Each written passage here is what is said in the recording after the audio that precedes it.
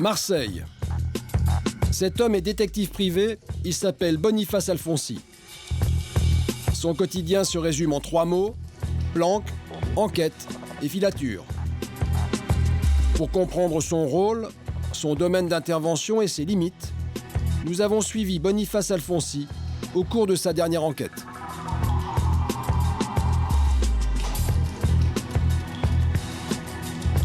Voilà, alors ça c'est mon bureau. Hein. Le bureau où je reçois mes clients, parce qu'un détective a un bureau évidemment, il reçoit sa clientèle. C'est ici que chaque affaire commence, si on peut dire. Hein. Voilà, ça c'est un deuxième bureau. Voilà mon fils avec qui je travaille d'ailleurs. Bon, ça c'est le côté un peu cliché, hein, le côté un peu cinéma, on va dire. Hein. Humphrey Bogart, un acteur de légende, célèbre pour ses rôles de détective privé. Depuis 2003, la profession en France est réglementée. Les privés doivent obtenir un agrément délivré par l'État. Pour Boniface, ce métier est une vocation. Ça fait plus de 30 ans que j'exerce dans ce métier. Comme je dis souvent, je suis tombé dedans quand j'étais petit. Ce métier, si on ne le fait pas par passion, ou on le fait mal, ou on arrête rapidement à court terme, on passe à autre chose parce qu'on ne tient pas. Ses affaires les plus courantes, adultère, remboursement de dettes, recherche de personnes disparues. Mais il est de plus en plus sollicité dans des dossiers économiques, vol de marchandises ou concurrence déloyale. Oui, j'écoute. Ah, d'accord, il va partir. OK. Bien, écoutez, on va s'en charger. Oui, on s'en charge rapidement, il n'y a pas de problème. Entendu, merci. Bon, il va falloir qu'on y aille. Quelqu'un qui vient de m'appeler. Bon, on a une heure devant nous pour y arriver. Bon. Direction l'aéroport. Cette fois, il s'agit d'une enquête sur une affaire de concurrence déloyale. Un investisseur anglais soupçonne son associé de pactiser avec la concurrence. Il demande à Boniface de le suivre discrètement. On va faire un truc. Je vais rester là, moi. Toi, tu vas te mettre là-bas, à la sortie. Et dès qu'il sort, donc tu le suis un peu de loin. Et surtout, tu regardes dans quel taxi il monte. Et tu me rejoins de suite en courant, de façon que quand le taxi sort là-bas, et tu seras moitié derrière de suite. L'attente commence, Boniface est en planque dans le 4x4. À l'extérieur, son fils, Tony, reste sur le qui-vive. Dès qu'il arrive, là, on prend la filature et on lui colle au basque toute la journée, tout à fait, pour voir un peu où est-ce qu'il va nous mener. Quelques minutes plus tard, la cible arrive. Mais Tony a peut-être été repéré par le chauffeur de taxi. Alors, le taxi regarde trop le taxi. Le taxi il regarde trop. Comme ça, il regarde le taxi. Il regarde complètement. Il faut qu'on s'en aille. Par précaution, Boniface préfère passer devant le taxi. Il abandonne la filature et va attendre directement la cible à son hôtel. Regarde, approche-toi un peu, regarde s'il n'est pas à la réception, le mec.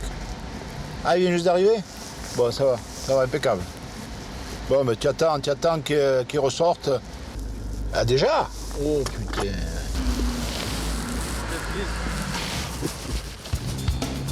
L'homme a pris un nouveau taxi, la filature redémarre. Boniface possède son emploi du temps et il veut s'assurer que l'homme se rend bien à son premier rendez-vous.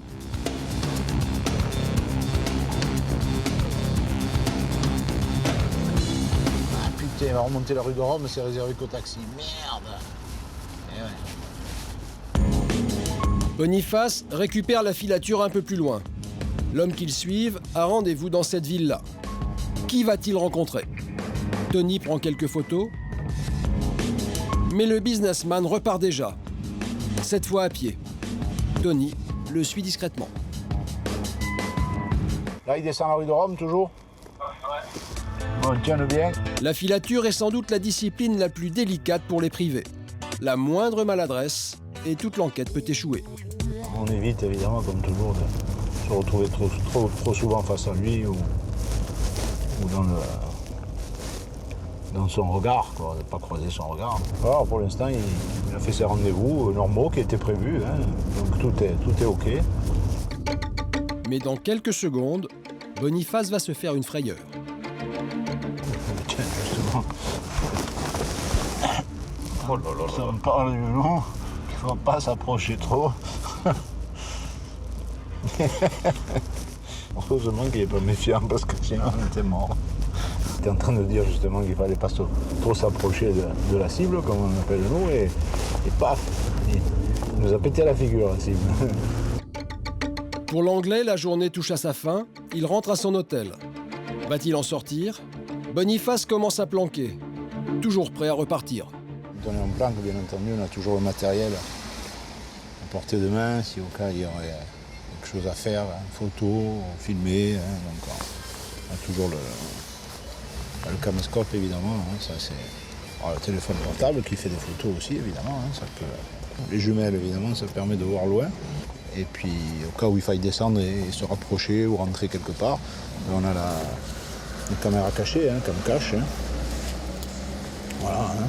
Hein. Mais les moyens techniques ne suffisent pas. Un bon privé doit également être physionomiste, en bonne forme physique et doté d'une patience sans limite. Là, on est tout le temps sur le qui-vive, donc c'est une fatigue nerveuse, qui est pire que la fatigue physique. Hein. Mieux courir derrière quelqu'un que de rester là, à pied, sa sortie, moindre geste, c'est pas, il va à gauche, il va à droite. C'est très prenant et c'est vrai que c'est fatigant. Finalement, l'Anglais quitte son hôtel de façon imprévue. La filature reprend.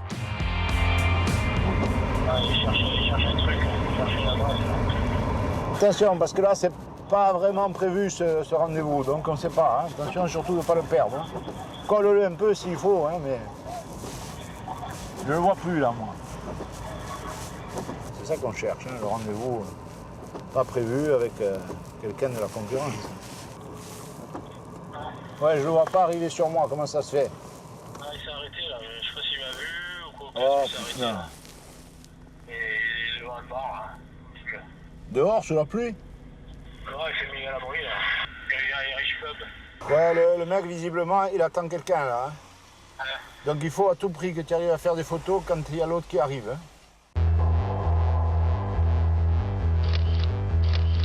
Pendant que son fils mitraille, Boniface, lui, décide d'amasser les preuves vidéo.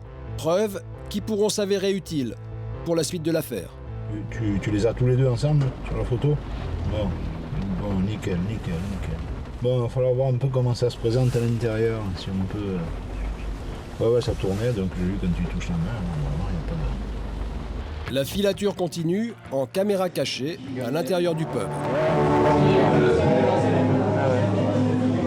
Ah, ils sont assis dans un coin, au fond, là, et ils peuvent discuter, ça fait une demi-heure bientôt. Ils ont sorti un ordinateur portable. Normalement, ils tirent des plans sur la comète. C'est suspect un petit peu, non? Oui, ça commence à devenir, surtout qu'ils se sont vachement isolés apparemment. Le rendez-vous est terminé. Alors que le businessman rentre à son hôtel, Boniface envoie à son client les preuves de l'entretien discret entre les deux hommes. Le client appelle aussitôt. Alors, ça va vous? Oui, ça va. Ouais. Ça va. Vous avez vu quelque chose? Oui, on a vu un rendez-vous. Il a rencontré un monsieur. Ils ont dit, ils se sont mis un peu à l'écart. Hein, ils ont discuté longuement. Apparemment, il lui a présenté des dossiers. Un monsieur m'a dit, lui, apparemment, il est formel pour reconnaître le monsieur. Ah, Oui, c'est un monsieur, il s'appelle monsieur, je crois, Laura. ok. Laura, c'est un monsieur qui fait l'investissement un peu business, mais bon, pas très clair. Bon, mais je crois que là, on tient le bon bout. Hein. Si en plus, c'est un mec qui est pas trop clair au niveau business, on a trouvé ce qu'il fallait. Le client de Boniface a reconnu l'homme sur la photo. Il s'agit bien d'un de ses concurrents. Mission accomplie pour Boniface, il est plus de 21h. Le privé n'a pas vu le temps passer. C'est comme ça tous les jours, depuis 30 ans. Le métier empiète énormément sur la vie personnelle, sur la vie privée, parce que quand on rentre le soir, on va poser ses affaires, mais on n'a pas fini, on est encore au boulot.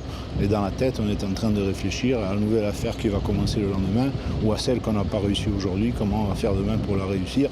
Donc ça empiète énormément sur la vie privée. C'est la vie privée de nos clients qui empiète sur notre vie privée à nous.